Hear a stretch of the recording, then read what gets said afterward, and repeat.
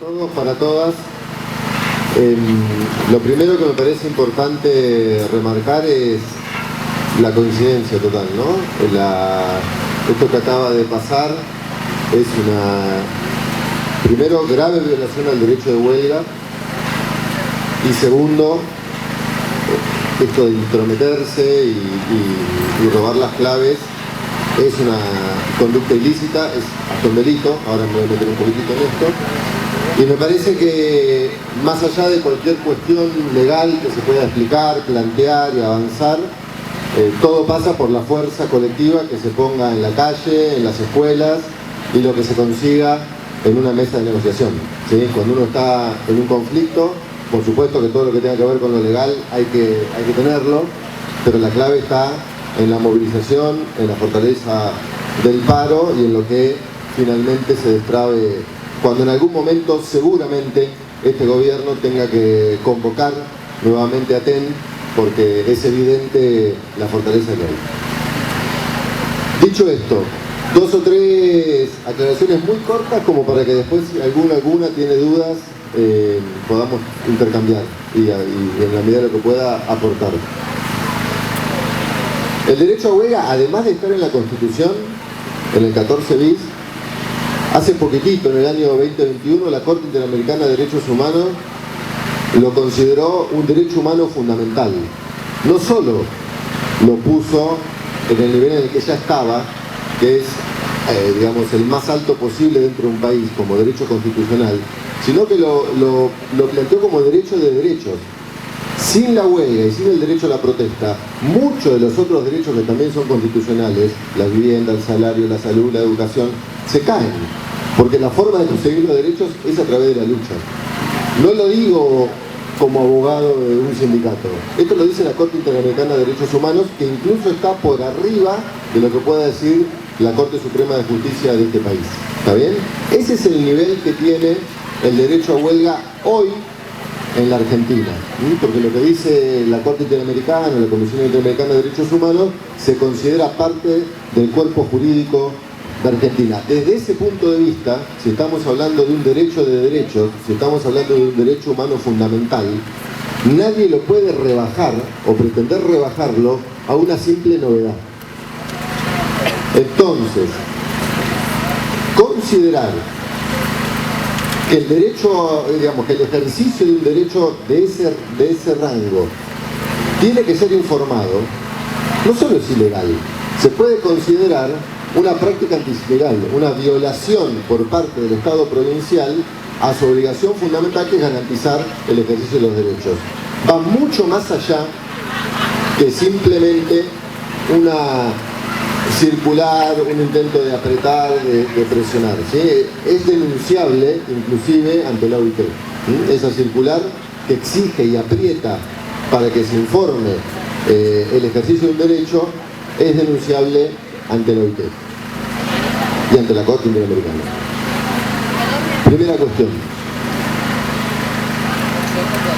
Segunda cuestión que me parece importante, ya me comentaron las compañeras, estoy al tanto de más o menos cómo fue la operación desde los distritos con el tema de informar estos días.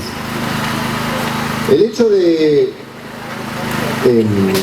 digamos, robar una clave o suplantar a un usuario en un sistema informático, hace ya rato, esto lo aclaro porque uno a veces si googlea puede haber confusiones, hace rato ya que en la Argentina es considerado un delito penal.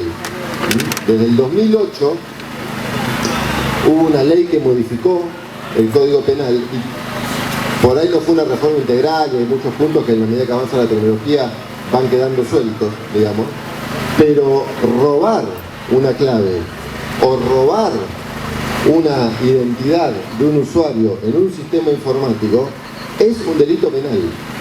Está entre el artículo 153 y el 158 del Código Penal.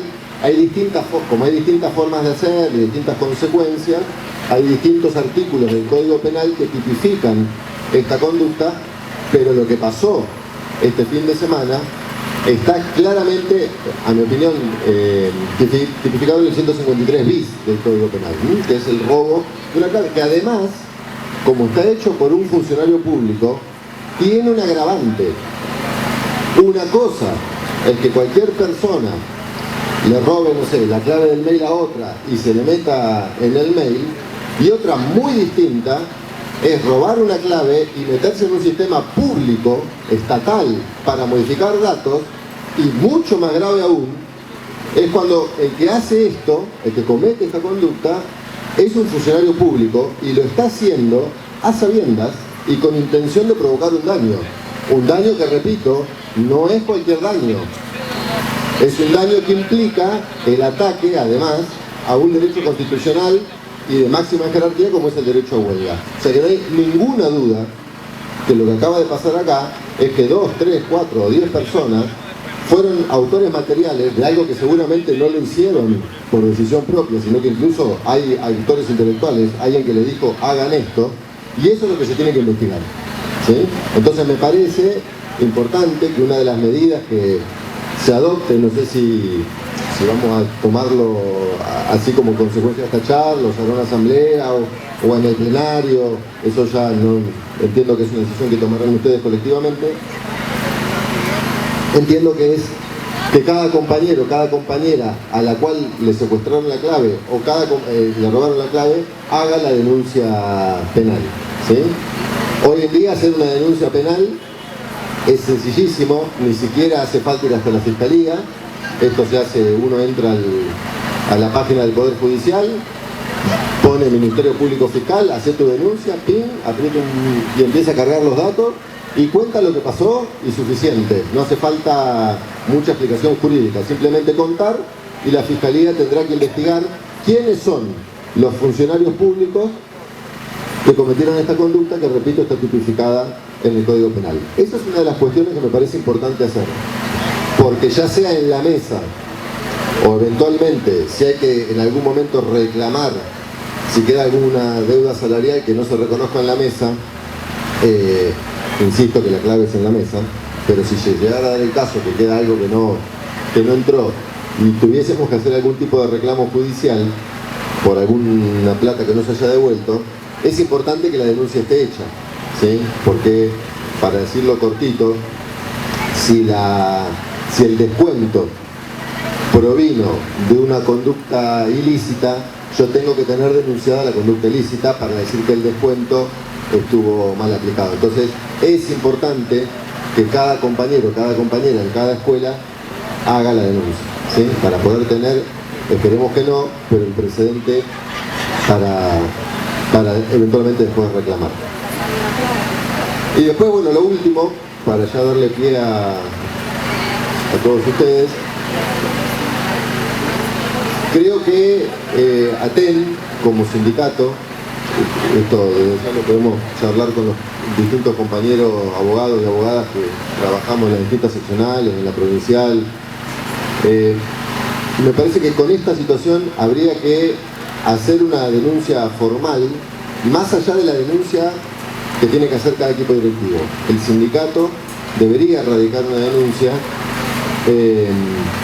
como sindicato, incluso pensar en llevarla hasta el máximo, hasta el nivel más alto posible, ¿sí? O sea, no descartar denunciar la violación al derecho de huelga, la práctica antisindical en la que incurrió el Estado provincial ante los organismos internacionales que de alguna manera deberían estar garantizando que el derecho a huelga sea un derecho no cercenado. Estoy hablando de la OIT, ¿sí? O sea, llevar este caso hasta la OIT, porque si el gobierno no retrocede expresamente, si en la mesa se devuelve estos días que se pretenden descontar, que hasta ahora se informaron, vamos a ver dentro de unos días qué pasa, ¿sí?